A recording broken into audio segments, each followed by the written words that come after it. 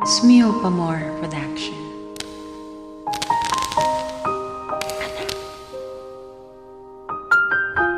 Ito po ay taus-puso naming hinahandog sa mga magulang na malayo sa kanilang mga mahal sa buhay. Para po sa inyo to. Action! Sana hindi na lang ako naging ama mo. At sana hindi na rin kita naging anak. At kahit na inisip mo na hindi ako magulang mo, sana inisip mo rin na hindi ito ang buhay na pinili ko. At kung iniisip mo na sana ibinalik na lang kita sa tiyan ng nanay mo,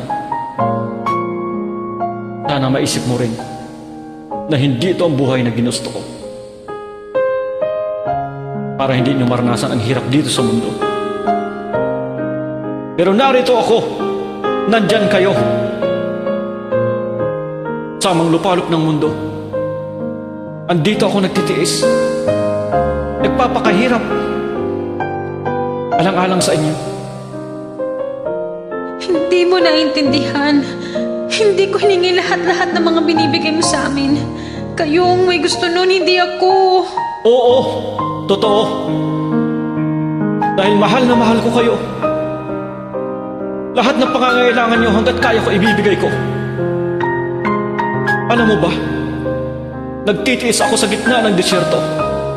Naghahanap ng langis. Nagtitiis ng init at lamig upang kumita ng pera at para may maipadala sa inyo at para makapag-aral ka.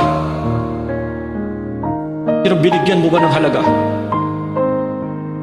ang lahat ng mga paghihirap ko? Habang nakikita kong humihit-hit ka ng sigarilyo, umiinom ka ng alak, iniisip mo ba na pahalagahan ang bawat pirang pinapadala ko? Ang bawat sentimo na kinikita ko, na halos dugo at pawis ang puhunan ko nito, alang-alang sa pagmamahal ko sa inyo.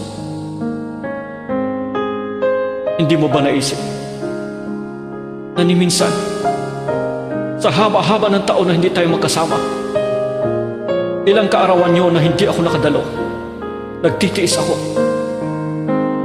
dahil mahal ko kayo.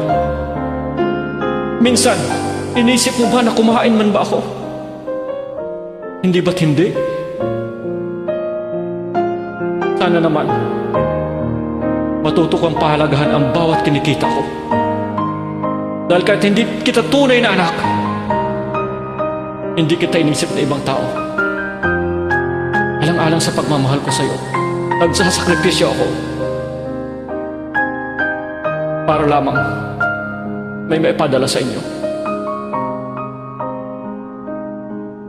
Cut! Thank you for joining. Smeo Pamor.